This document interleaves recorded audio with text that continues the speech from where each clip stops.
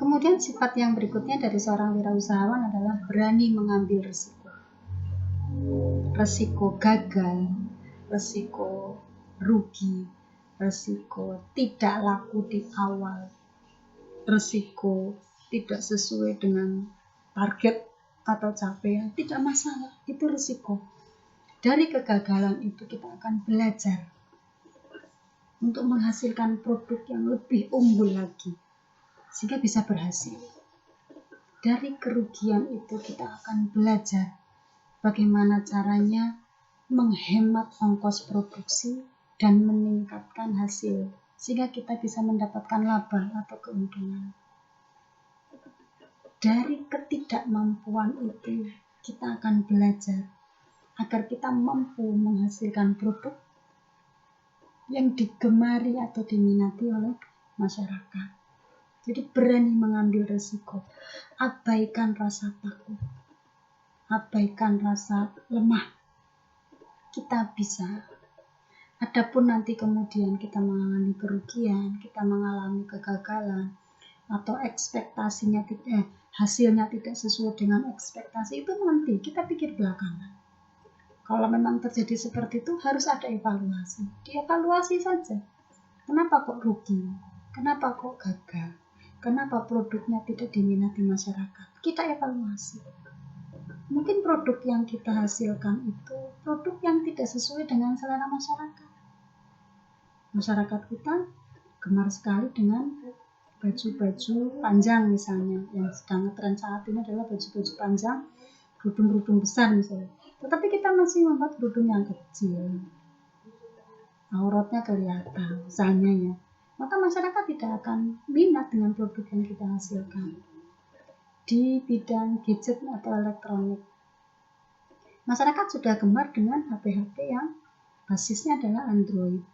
Mereka bisa menonton YouTube sesukanya, bisa melakukan berbagai hal dengan berbagai aplikasi ya, membuat video, bisa bikin podcast dan lain-lain.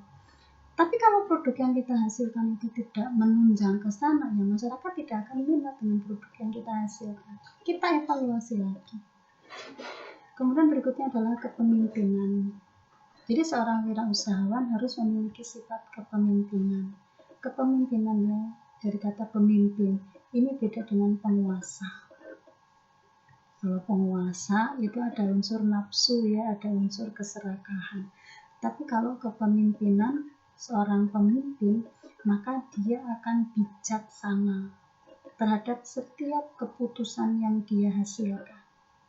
Jadi kalau nanti Anda menjadi seorang wirausahawan, Anda punya pabrik misalnya, punya perusahaan, kemudian Anda punya karyawan, Anda menjadi pemimpin.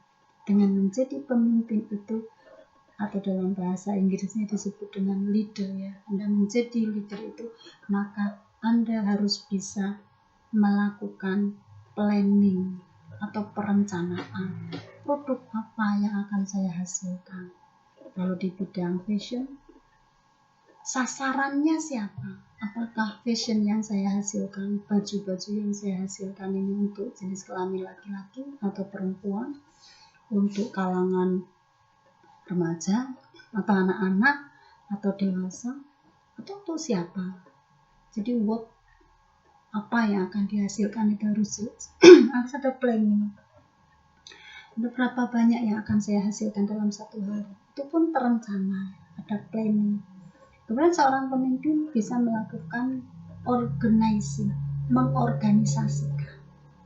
Kalau di perusahaan itu ada karyawan bagian pemasaran, ada karyawan bagian produksi, ada karyawan bagian publikasi atau periklanan, maka Anda sebagai seorang pemimpin harus mengkoordinasikan mereka, membuat mereka bisa bekerja sama. Berikutnya actuating. Seorang pemimpin harus mampu melakukan menggerakkan, memotivasi bawahannya dan orang-orang di sekitar Anda agar semuanya berorientasi pada goal, pada tujuan. Jadi kalau produk yang Anda hasilkan misalnya baju, semuanya harus berorientasi ke sana. bagaimana menghasilkan baju yang memiliki kualitas unggul, bisa diekspor. Jadi tidak hanya digunakan di dalam negeri, tapi juga orang-orang luar negeri minat dengan produk yang kita hasilkan. Dan seorang pemimpin mampu melakukan controlling atau pengawasan. Jadi di setiap bagian itu kita awasi.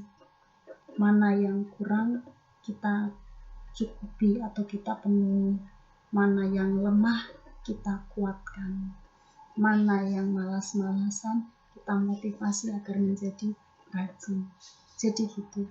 Seorang pemimpin memiliki kemampuan planning atau perencanaan, organizing atau pengorganisasian, actuating atau penggerakan, dan controlling atau pengawasan.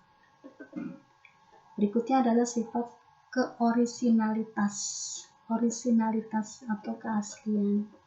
Jadi produk yang kita hasilkan boleh sih sama dengan orang lain, tetapi tidak boleh memplagiat. Memplagiat itu mencontek. Banyak sekali terjadi di dunia jurnalistik ya, di dunia tulis menulis. Misalnya seseorang membuat tulisan, kemudian tulisannya ini booming itu masif, jadi masyarakat banyak mengenal. Kemudian orang lain lagi menggunakan tulisan itu kemudian mengatasnamakan dia. Nah, ini yang tidak diperbolehkan.